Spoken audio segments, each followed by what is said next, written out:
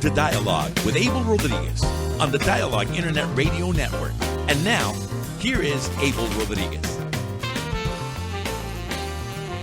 Hello, everybody. Welcome to Dialogue with Abel Rodriguez. I'm Abel Rodriguez on the Dialogue Internet Radio Network here in the thing that's called the wonderful World Wide Web. And today I am very, very happy to welcome Kayden Phoenix, who is a up-and-coming film and all kinds of stuff she does. By the way, first of all, welcome to Dialogue, Kayden. Thank you. Thank you so much for having me as well.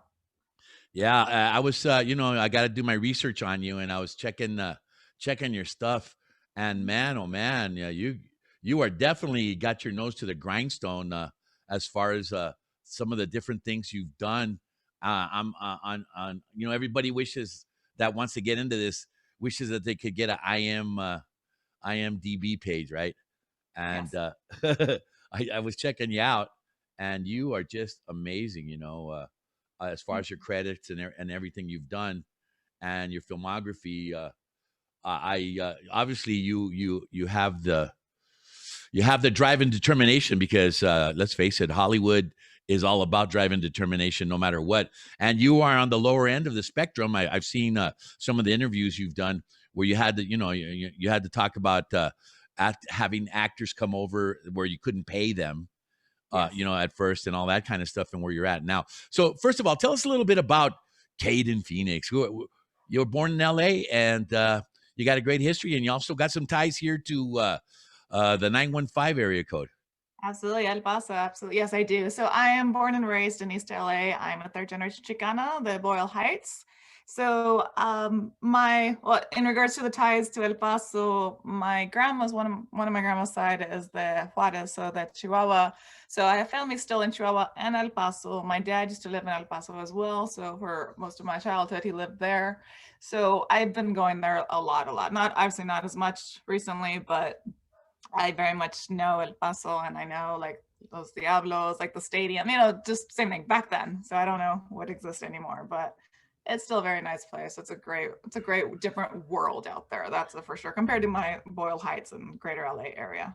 So tell me a little bit about, how it, the nostalgia of knowing El Paso, because my favorite line is El Paso is really, really far, far east LA. We're located on the Santa Monica 10 and we're 14 hours from the beach, there is a tie to LA and El Paso. I like that a lot. Yeah, I guess there is a tie. I mean, my grandma, same thing, was Juarez, and then she ended up here in LA. She went to high school out here, and so somehow, yes, there's absolutely a tie. Like, obviously, we have TJ off of San Diego, but here we have El Paso and Juarez. I don't know. We're all Chicanos. I mean, the way I see it, I know you guys don't necessarily say the word Chicana or Chicano, but oh no. I had to make sure that everyone knew that I was, I had that fire that the word inspires. Chicanos, they always, my dad always said, you're always going to have to work twice as hard against, who to be able to get what who got.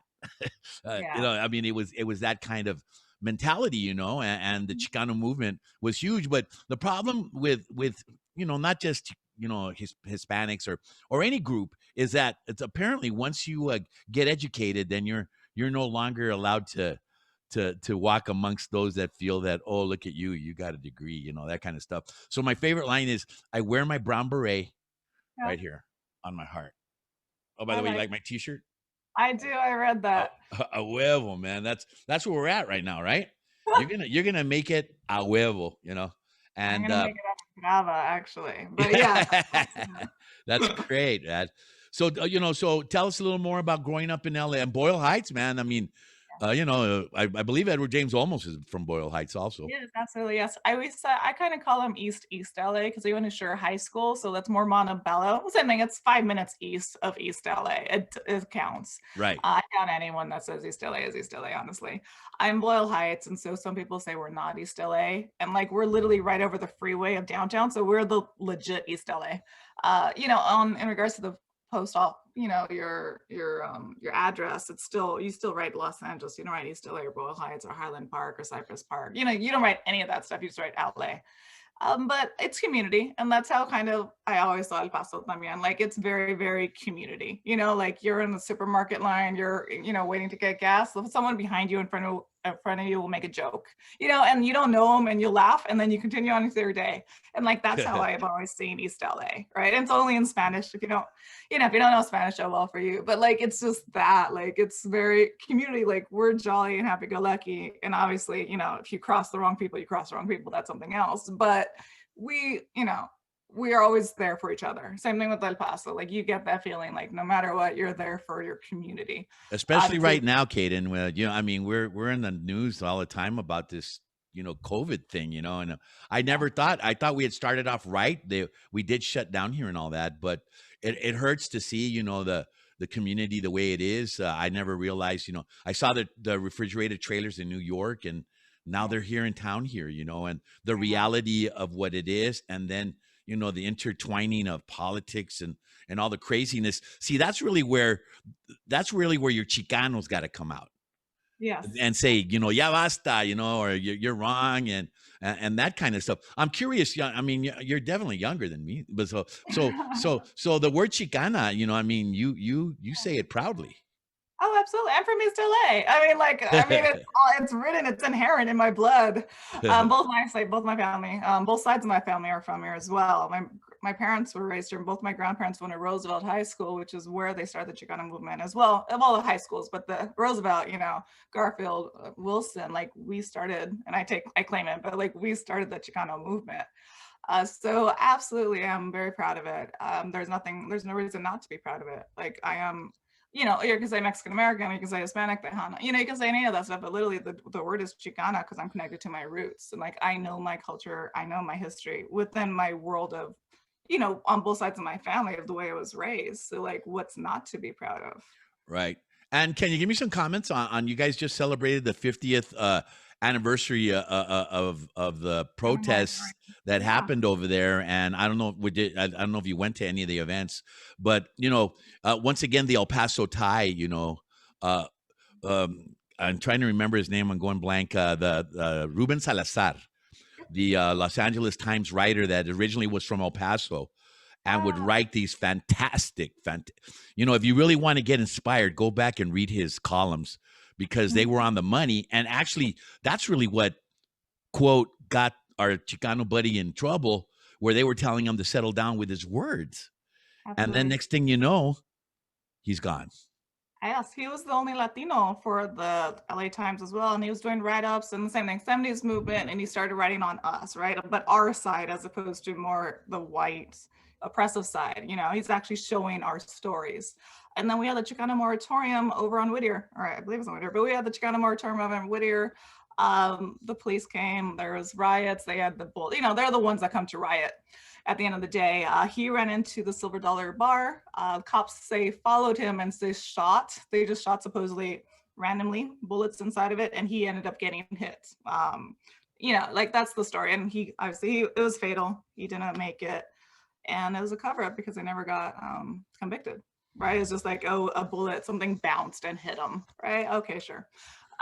So yes, the 50th anniversary was, I believe, last month or so, right? Yeah. I followed it on Facebook, and a lot of history. We can't forget our history because, sometimes it feels like it's trying to be erased by certain groups and certain individuals, and it's important to tell the stories. Especially, that's why media for me was so important. I started off in news, okay, and one thing about news was I was not a journalist. I was a production guy. But they told me, well, look, could you go to this story, and all you got to do is remember who, what, why, when, and where, and how come. And that's really the way the writing is for news. It just who did it, why they do it, that kind of stuff. And I got a little bit into writing, but I got to tell you that the stories that are out there that are sitting in people's garages, people like you that develop film projects, that developed television projects, that get a development deal just to get some money and try to do something, and yet it doesn't make it to market because they didn't feel it was fully developed or whatever. I mean, it's just an ever living struggle, to get things on. And even okay, with all the new outlets, we got a lot more stuff on there. Don't get me right. don't get me right. Don't get me wrong. But the deal that I have is, where's NBC, CBS, ABC, Fox networks that go out over the air to everyone? Where are they with our stories? They're catching up slowly but surely. They're catching up. Like we have HBO Latino. And it's not that we have to have our own channels. I absolutely don't believe that. Like we watch Netflix, we watch Disney Channel, right? We watch literally everything because why Yes, we wouldn't do. we? We're American.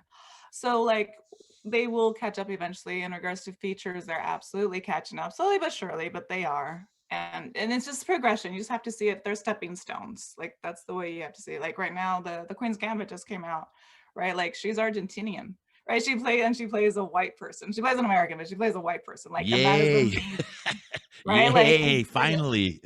yeah, like we can literally play anything, just like anyone can play anything at the same point. Like obviously it's the whole, like obviously we see the equality and for some reason other people do not, but it's going. It's slowly but surely it is absolutely going. They're baby steps, unfortunately. Like they say, it's molasses, but Hey, don't feel bad, okay? I'm even before baby steps. Okay. I have to go back and reach back for Boulevard Nights. You know what I mean? To get my feeling back, and I know actors and I know filmmakers and they're always struggling, man. They're always like, you fund it, we fund it, they fund it. Somebody's got to fund it, And I'm really happy to know that you are getting some places. One of the things I see that you like to do is you like to write, and you came up with a wonderful series where now you got two of them going. And I gotta hold it up. I got it right here. Let's see where is there it is. See, there you go. This was your first novel, and it's called a comic book novel, and it's called Jalisco, and you wrote it. And I know you before COVID, you were Comic-Conning all over the United States, but it's a wonderful piece. And I just want to say that I have connections, and sometimes when I see stuff like this, I say, "What do you think of this?" Because if you go to Hollywood and say, "What do you think of this?" They go, "Is it registered?" I can't read it. I can't read it if it's not registered. They're just crazy It over is it. absolutely copywritten. It has to be. It's very, very important. I copywritten it like 3 times. My feature script, that Right. that Well, script as well as the artwork, right? well, Like the business of it, man. That's the business of it. With me was, hey, this is pretty good. I'm going to pass it around. But the thing is that I told you, and I think I sent you a text, that somebody from the Latino Center of the Smithsonian read it and liked it. Yay. So you got something here. And tell us a little bit about Jalisco and where did it come from, and actually tell us about it's a whole group. I think you're trying to do 4 novels. It'll actually end up being 6 total. Wow. But yes, I will absolutely. So I started off writing in regards, like this is back when I'm still in the entertainment industry as a screenwriter. So I like writing features, which is movies. And so when I was thinking, okay, what would I see on the big screen back when we had big screens existing, right? And I was like, I want to see a Latina superhero. And so I was like, okay, create a Latino superhero so you can write. So I was thinking, okay, and I thought of my mom, because my mom's always been my hero growing up. And so I was like, what does my mom do? She dances folklorico, right? And so I was like, okay, my grandma, where's my grandma's from? My grandma's are the Jalisco y de Chihuahua. And so I was like, okay, Jalisco, because that's the very traditional dress, folklorico dress, the traje. Right. And so I kind of just mixed them together, and like for her power, even though it's not a power, it's just a skill, I just put blades at the end of the dress, so on the seams, so they can shoot out. So when she's dancing, it's the very aesthetically pleasing folklorico dance, and then also the blades. And so it's a little bit on the macabre side because she can slice your neck, or she can go like that and they shoot out as well. So for me, it's very visually pretty, because I think that's very fun. And that's my first one. So I wrote her out first, and then I thought of my other 4. I really thought of 3, and I ended up adding the Ruka at the very end. But so now there's 5 total, like we were saying, and then they become a team that's called A La Brava. So 6 total graphic novels is what we call them. Yeah, and tell me, well, first of all, it's a comic novel. I kind of like, when you said it was a novel, I thought it was a book novel, right? And probably generally it is, but when I saw it, and it's a whole nother logistics doing the type of novel that you did. Tell Yeah, us a little bit about about how you put it together, the artistry of it, and how it's put together. And I know you have an extensive crew of I do. people that work with you, and I mean, you guys look like a locked-in team. So tell us a little bit about the logistics of putting something like this together. I'm very, very fortunate. I also do a lot of research, but overall, I'm much more fortunate than anything else. So I looked online, literally everything's online, right? So I was like, okay, comic book or graphic novel. That was my very first, which route am I going? And the difference between a comic book and graphic novel is 6 comic books put together, and it's the whole story. So I can do comic books are like 10 pages, graphic novels are roughly 60, 70 pages. And that's because it's 6 of them put together in one book. So you can pay more for the graphic novel and you get the finished story as opposed to making 6 separate little books and hoping you make $2 or $3 on each one. So because I am independent and I'm not Marvel or DC, and I don't do volume, like this is if I had thousands and millions of customers, which I do not. I'm on this side, so I chose graphic novel. And then I researched how to make a comic book or a graphic novel, right? Like the panels and just literally everything that you need. The names, because it's different names, like you need a penciler, an inker, a colorist, a letterist, and an editor. So you need all that world. And same thing, I researched, I did not know any of this off the bat. And so then I looked online, I was like, okay, I need artists because I cannot draw. My stick figures suck. Like I just can't draw anything. You can't even tell my stick figures what they are. And so I looked for artists and there's so many, like you can look up women who draw or hashtag, like any hashtag, but there's some really great hashtags that will show you female artists. And obviously I wanted Latina artists as well. And so I found one online. I looked through the Instagrams, the Tumblrs, pretty much deviant art for wherever they have their portfolios. I looked them up, but originally started on Instagram. So I met one girl and she didn't want to be a penciler, which is the first person that starts drawing. And she said, I'll be colorist and I'll do a tweet for you. And I said, okay. So she did a tweet because she has a bunch of artists as well in her world. So she said, Latina creator looking for Latina artist for Latina superhero. Drop your port. And so I got 80 people, all Latinos replying. And so I went through every single one of them and I narrowed down the ones that I wanted. I interviewed them over the phone or just in person. All of them were here in LA at that time. 2 of them moved, but otherwise at that time, everyone was here. So it was really, really nice. And just talk to them and see, do you understand? Like just, do we work together? And before, and I looked at their ports to be like, okay, do you understand panel, like sequential art, right? Because the difference between film and say comic books is they're stills, you can't move. Whereas in film, the things are moving itself, the videos are moving itself. But so it's the same thing, like I want a medium shot, 2 shot, right? And so it's just, the logistics are kind of the same, just got to adapt slightly because there's still shots. You get 1 shot for the person to say this. You can't do coverage, which means shoot different angles. And then that's it. It's just literally, I listen. I have a really great group. One of my inkers said we should do a Google Drive and everyone has their own folder. Because, once the pencil is done, she puts it in the inker folder. So she inks. And once the inker is done, which means shadows, all the blacks. Inker is done, she puts it in the colorist, which does all the colors. Colorist done, they put in the letterist, which is all the words and the sound effects. Jeez. Like, it's just that, like, I know it because I'm on my 3rd and 4th iteration of it. But like it's a process, which is the same thing in film. It is a process. Everyone has to have their hand in it and does their creativity, but like we do a tone board prior. Everybody reads the script prior. Like we're all on the same page and we all understand the overall goal. Like we absolutely understand the overall goal. So that's where we are with that. Wow, and obviously you're very well organized to be, or maybe you're not. I'm maybe give you too much credit. Oh no, I am. I'm a producer. I default business, and I am a producer at the end of the day. So that's what I was like. You have to be. Yeah, and also trying to hit all your deadlines right and all that kind of stuff that goes on with getting to the finished product at the time you said you'd have it. So just out of curiosity, I was looking on some of the reviews and some of them are fantastic, and there's some book place I went to that's 4.5 stars out of 5. So I'm just curious. I know, let's talk about the second one, which is Santa, right? Yes. And tell us a little bit about that character and what are the attributes of that character? Because once again, it's under the category of superhero, but superhero is not necessarily somebody that can shoot lasers out of their eyes. They have the attributes of, conquering everything that's out there if they have to, right?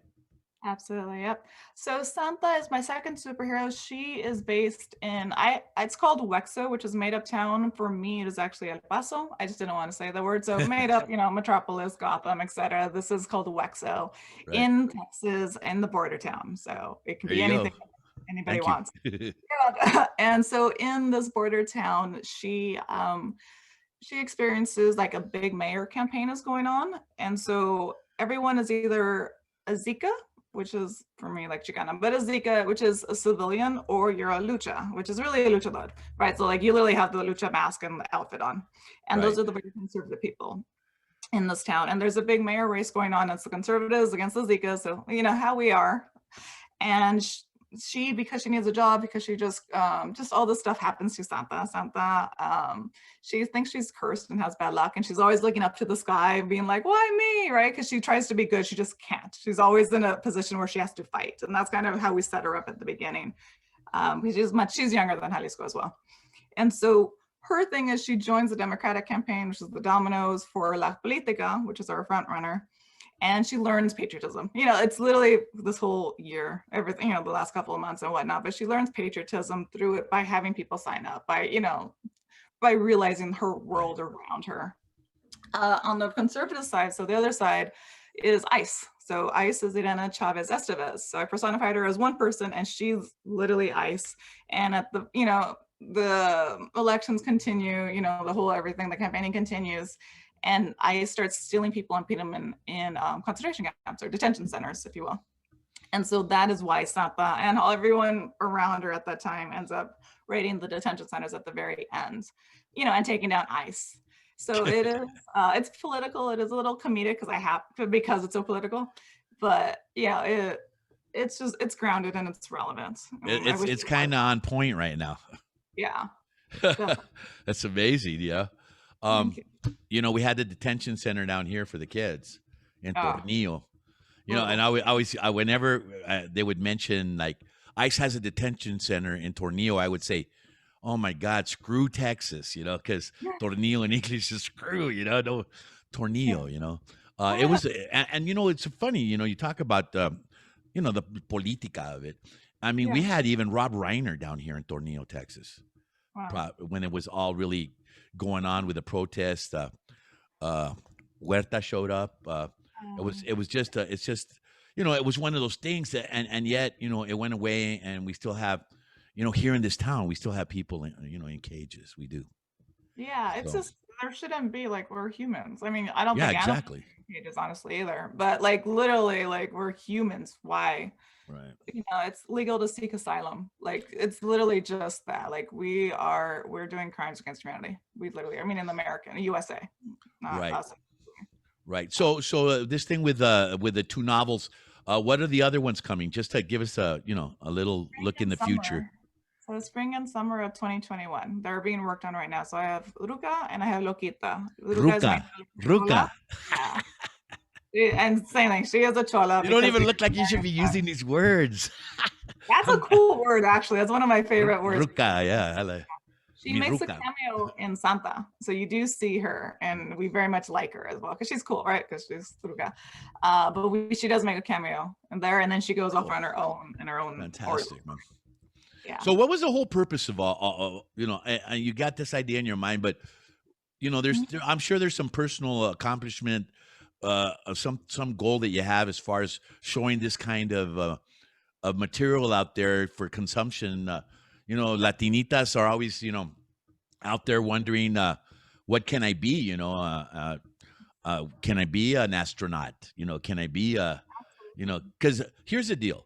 We have a guy here who was an astronaut on the shuttle. I don't know. I'm trying to remember his name right now. It's not coming to me. But he went out on a spacewalk when the shuttle was worried about the tiles coming off in reentry, and he went down there and checked it out.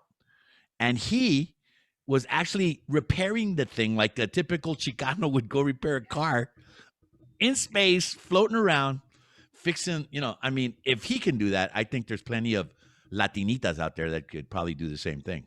Absolutely. I agree. And I mean, the purpose is, it's a bigger purpose than me saying, I want to see a Latino superhero on screen. Like, that's where it started, but it is already just bigger than that. Like, right when Jalisco came out last year, a little girl wanted to be Jalisco. And so the mom made her the dress, right? And she sent me the photo. I don't know who they are, but like, just very nice through social media. I know them now, but like, sent me the picture of her dressed in a dress in Halloween night, you know, like, and that Wow. made it all worth it. Just that one little girl, the Latina or Chicana, you know, like just her.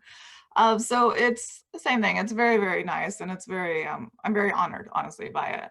So bigger purpose is like, of course you can do it. I would love to have a Latina president, a Supreme Court justice. We can have more than just Sotomayor, you know, like, why not? And she's from here too, I think, or she went here, same name. So it's just like, we have really cool, obviously, I look up to lots of everyone, but like, it's also, I help set the cards for the next generation, just like people set the cards for me, you know, that's the way I see it. Because why wouldn't we? Wow. Tell us a little bit about some of your film work. You know, what are you the proudest of? Right now I just shot Tap, so that was actually pretty fun because it was my military. I haven't shot military yet. Just and everything I see is a stepping stone, and I am proud of it at the moment that I do it because it gets me the experience and it gets me one step closer to the next world, right? And so like when I first started off, I started doing horror because it's easy and it's cheap and you can do it all in post. The post production sells it all, like the noises and just everything else. You just have to get the right angles and I would say story. And so I started doing that because it's something quick, easy, cheap, and easy to sell. And so that was my, say, film school, if you will. And then I went into my martial arts because I like martial arts. I like movement. And then I also went into Jalisco, my superheroes. So Jalisco, Santa, y Loquita all have their short films. So like I use them as sizzles. So when I show like production companies or studios, I send them that as well. So they see the world of what they can do. But like that's all martial arts and a little bit of CGI. So those were fun when I shot them. And then Taps is military. So I finally shot nighttime because I haven't shot nighttime yet. I have people in military gear, like with guns, you know, just that stuff's really fun. A little bit of a knife fight because it's same thing. For me, it's very entertaining, but it's all movement. I enjoy movement within the screen, yeah, whether it's dancing or whether it's martial arts fighting. That's always been my favorite. It's just movement, I guess. Motion pictures, baby. Yeah, You know, that was the yeah, big thrill, right? Where you would do that carousel way back when Thomas Edison did that yeah, carousel of a horse running or something. And we went, wow, that's cool. And yeah. film has had the cool, name to it ever since, I mean, Absolutely. and all of a sudden, people were running around with the box cameras and all that kind of stuff. I love every inch of it. I am, I guess, I grew up at a time where I remember Carol Burnett. I remember the Honeymooners. Mhm. I mean, I saw a lot of this stuff. And then I grew up through the invention of uh like a 25-pound Ikigami video camera that I used to use in news goes down to like a 6-ounce 5G. Yeah, you know, and now we I, have drone as well. I just got my first drone yesterday. Well, the Taps, that film shoot, all the days we've been using drone at the same time. Like, and that's literally just a little four-wheeler propeller, etc. Um, but but it yes, but it was still exciting to you to use a new yeah, piece of also, equipment like that, right? to But see it. I don't. Yeah, I don't mean I don't touch any equipment. yeah, but I mean, But what you're saying is, what kind of shots can I get to make this better? yes, absolutely. Right. Um. So, what was your first? First of all, on the martial arts, when people's sleep habits right now are horrible. I don't care what anybody says. All of a sudden, you're wide awake at 2 o'clock in the morning, trying to go to sleep. But I go to a lot of on Facebook. They got the video watch thing, and I'm telling you, there are so many Japanese films about kids being heroes when someone's being bullied because of martial arts.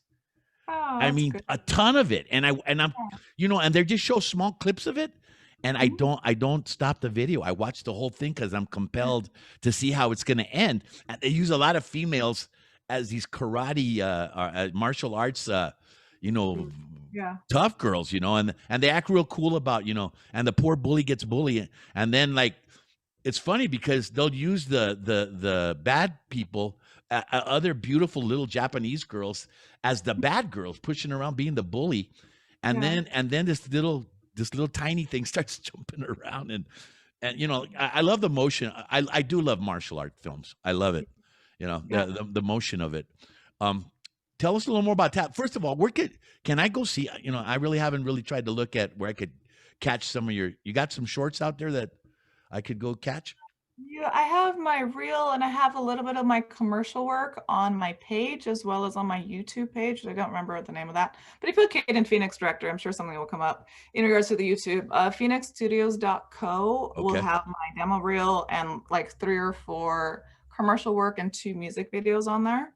So that's not too shabby. I don't have any shorts. I believe I have 1 short on my YouTube, which I shot a couple of years ago. I co-wrote and co-directed that one.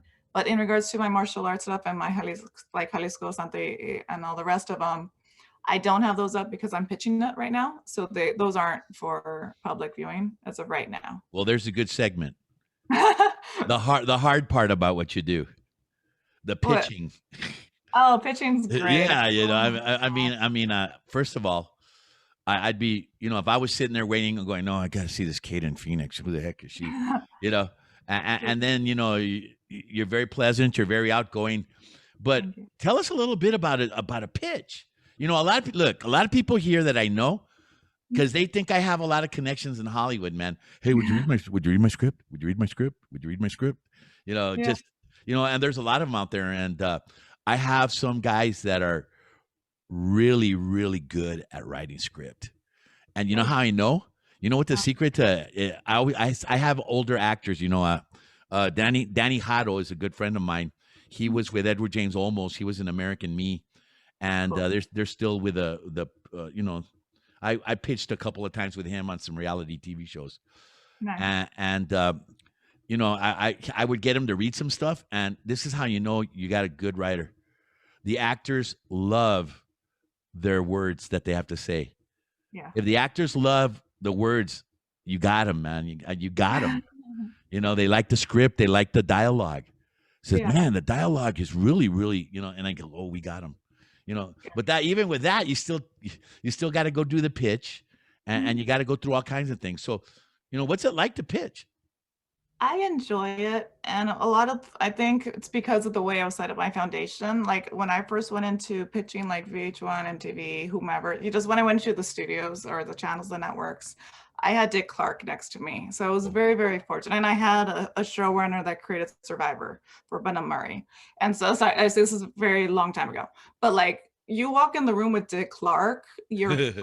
It's literally that like mentality, like no one's gonna be mean. No one's gonna hurt you in any regard. Like I literally have Dick Clark next to me. And saying he was old. He was very, very old and slowly on his way out, unfortunately. But like same thing, it's Dick Clark. Like you're good. Like they want Dick Clark in the room, right? So like I walked in obviously next to me and everyone else within that world. So that was my first experience going to pitch meetings and going to New York for pitch meetings. This is I traveled, here mainly in LA, but like we went into literally everywhere.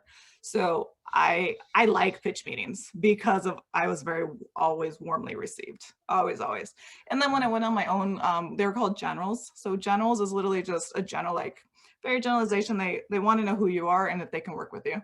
So it's literally just tell me about yourself. That's the first thing they say, and you do your whole thing. I'm from here. I went to the school. I do this, blah, blah, blah.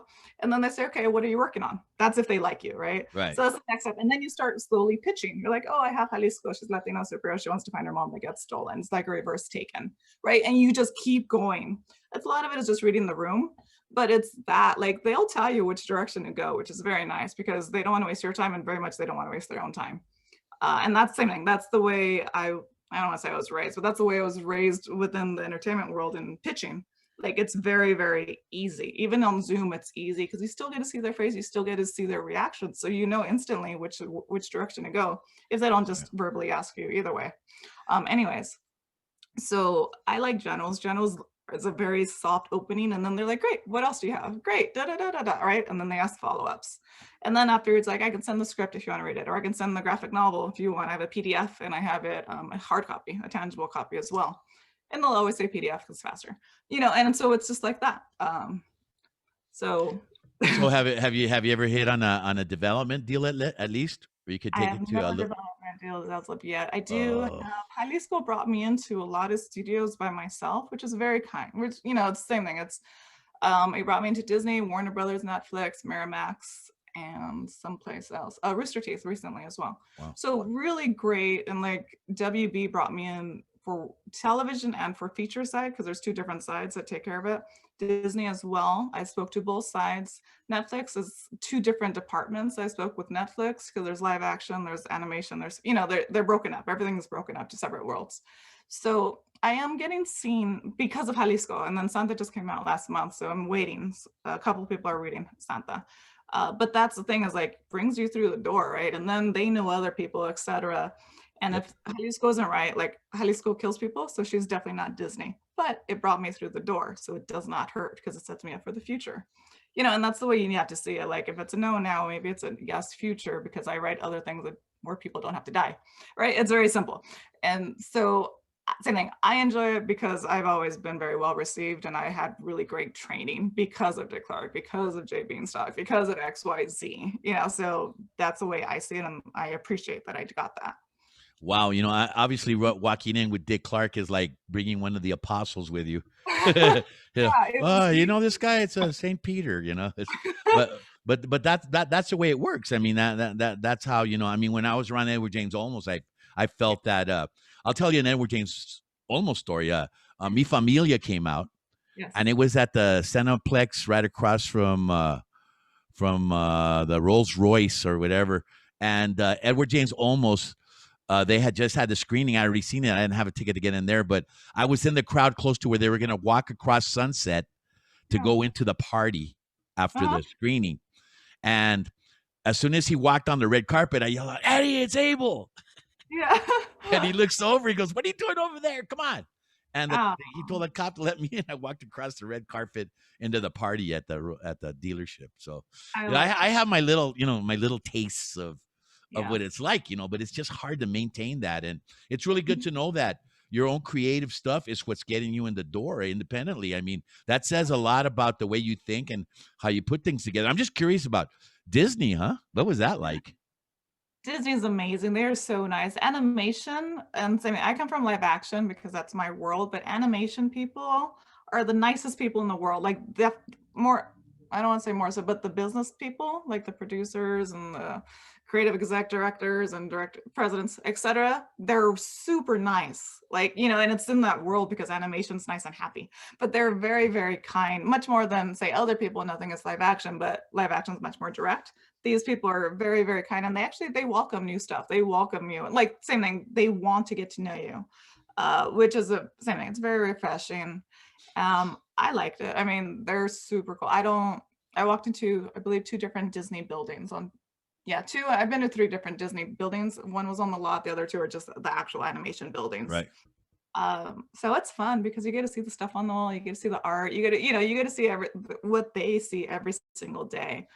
Yeah, that becomes old hat to them, but to you, it's like you get giddy, right? It's like whoa, Yeah.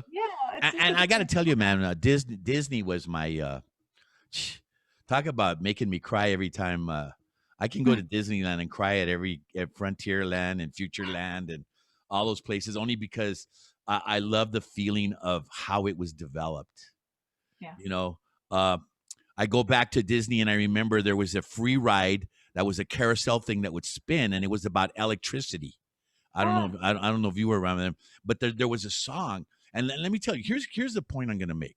You and me want to create something that will be in the long-term memory of every human being that consumes the media. Honestly. So in my head, I am full of media. Okay. And the song is stuck in my head. The song is actually, it's a great, bright, beautiful tomorrow shining on the end of every day. It's a great, bright, beautiful tomorrow because tomorrow is just a day away. I mean, it's stuck in there. I can feel myself on the right again, going to the next slot. But hey, that's the beauty of being creative. And I have that in me. And I try to use it as much as I can. I do this thing, and I'm just happy that instead of talking about politics and all that crap, I'm able to talk to you about something I love a lot. And still, I'm not giving up, man. I'm gonna find a way to land one just like you're trying right now. You can do it. Yeah, yeah, there you go. You can do it. So, did you? I'm gonna ask you just some personal stuff. Did you see Coco? Yes. So was that a blow up film for you? Like one of those finally type of things, or it was No, just a good piece of animation? it was fine. I wasn't as excited about it as everyone else in the world was, and that's fine. I know Coco for us means like a coconut, so I think that was an insult at the end of the day, even though that was the grandma's name. But like, you're literally making fun of us by that one word, Coco. Like, but that's me. I'm Chicana, right? Like, so that was what I took off the bat. Uh, I wish we had more writers and artists that were Latina or Latino on it. I do. Not just a co-director that didn't get any credit for it, because we did have a co-director Latino on it. But same thing, there are certain things that like, okay, on front of the camera and behind the camera, every stereotype that you can think of was in Coco, right? Like if Right. we really need Frida in every single thing we do, and that's just absurd, and nothing against her, but like, we're more than just Frida. We're more than, Diego Rivera. Or everybody. Um, it's fine. It was I'm very, glad you're bringing that up. Okay, I think that's important to talk like that because Mhm. the difference is what you said earlier in our interview was we consume everything. Mexican Americans are the largest part of the Latino, Latinx, whatever pie in the United States. The Yeah. Cubans are there, the Salvadorians are there, but the largest part of the pie is us, and we've been here the longest. Therefore, we get homogenized into the general market. Even though we had Boulevard Nights, even though we had Blood In, Blood Out, even though, I'm going back and showing you my age, but all those, what else did we get? We got Mi Familia, we got La Bamba, but where did those guys go? All those directors. I was expecting at least 4 or 5 more major motion pictures about neat stuff, and yet, I'm a critic of film because I watch a lot of it, Yeah. and I had a hard time with that superhero thing that George Lopez came up with. I didn't like it at all. Oh, El Uh, Chicano. yeah, I don't like it. I think it was mysterious enough, but the movie Mhm. itself and the portrayal of different things, hanging LA police officers off the rafters, was not I didn't get that. This is the guy that had the George Lopez show and actually acted like a normal Mexican American trying to make it in America, and it was Yeah. funny. And yet that film was a trip. But anyway, that's my criticism for now. Don't get mad, George. I know you. In the future, most Chicanos don't like the cops, in case you did not know, Oh no, people. I agree with you on And it's that. just like, why would you make a superhero that's a cop? It's just literally that. Like, the cops kill us. Why would you make us a super? Why would you make a cop a superhero for Latinos? They literally kill us. So what do you think Black Lives Matters is all about? And it's just that, like, know your audience. That's part one. Nobody saw. I tried to see it honestly on the first weekend, but it was only showing at one theater time, like Yeah. within that theater I was at. And so I missed it because I missed the time. We were there at a Right. separate time, the middle time. So that's unfortunate. I know it's sold at AFM, so that's great, which is the American Film Market here in Santa Monica in November. It showed there and then it's sold. So that is a great accomplishment because just getting anything to the theaters is very hard. And I do give them points for doing it. I absolutely do. I just think same thing, like Edward James Olmos, because I know he's your friend and whatnot. Like, he has production office in Disney Lot. Like, he's Latino filmmakers. He's LFI, Latino Filmmaker Institute. So he has your connections, he knows everybody. So I don't know if he EP'd it or not. I knew he was part of that world, Right. but it's a But step forward. that's a business end of it, right? I mean, Yes. he has. I mean, he was nominated for Stand and Deliver. He was in TV with Miami Vice. I mean, Yeah. he has a good long. He's a familiar face, whether you know what happened to him or not. I've seen other interviews with I forget I call him Machete. That's the only way I know him.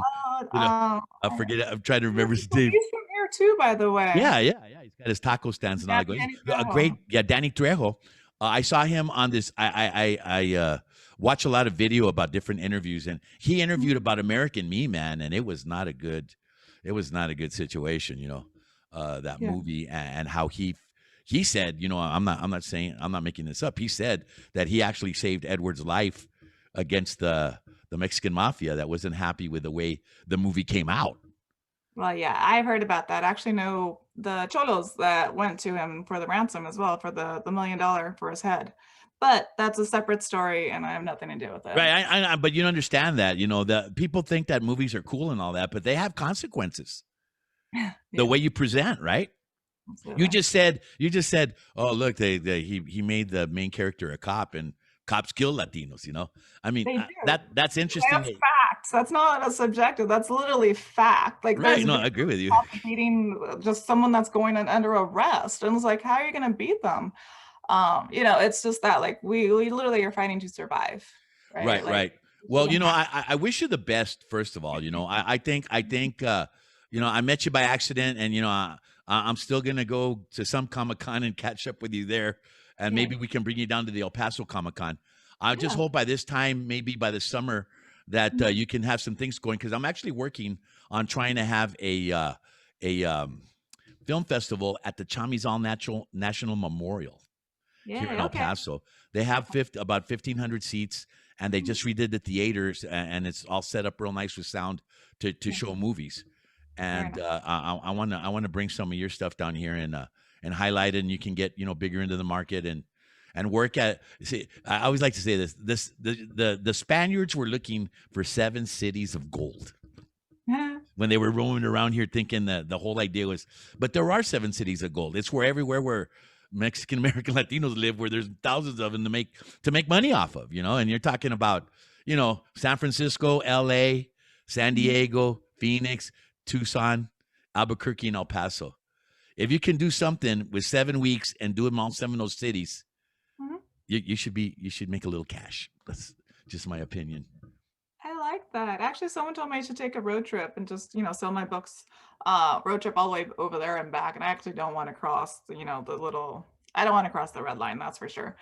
But, well, I mean, obviously not now either, but next year, hopefully we can do something like that. Because that sounds really fun. I can get like sponsored and like by an RV company, just like that. Like, yeah. I'm with you. Okay. I hope you understand that, you got a friend here in El Paso, and that I want you to succeed. I want to see you.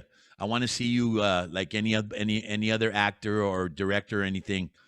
Come out on that stage and get that little guy, and understand that it was a process and it wasn't easy, but there is a golden little guy at the end of the tunnel if you can get to it. Absolutely, I can. Yes. Hey, listen, it's been great talking to you. Thank you for your time. And I know we're going to talk again with Santa. And so tell us, where can people follow you? You have a Facebook page. Also, if they want to get the book. So Instagram is much better for me. It's at Latina Superheroes, all one word, Latina Superheroes. And then my personal one is at Kayden Phoenix, Kayden Phoenix. And then if you want to get the book or t-shirts or any of the extra stuff, it'll be at latinasuperheroes.com. So www.latinasuperheroes.com. And then there's a shop tab. So a tab that's a shop. Fantastic, man. I hope you get everything you need and get us some good stuff so we can go watch it. And thank you for being on Dialogue with Abel Rodriguez. Absolutely. Have a great day. You too. Hey, everybody. This is Dialogue with Abel Rodriguez on the Dialogue Internet Radio Network. We'll have the podcast and the video podcast up shortly. This has been Dialogue with Abel Rodriguez on the Dialogue Internet Radio Network. You can go to Dialogue EP, that's DIALOGEP.com, and go to our podcast page and download any of the podcasts that we record. Thank you for listening.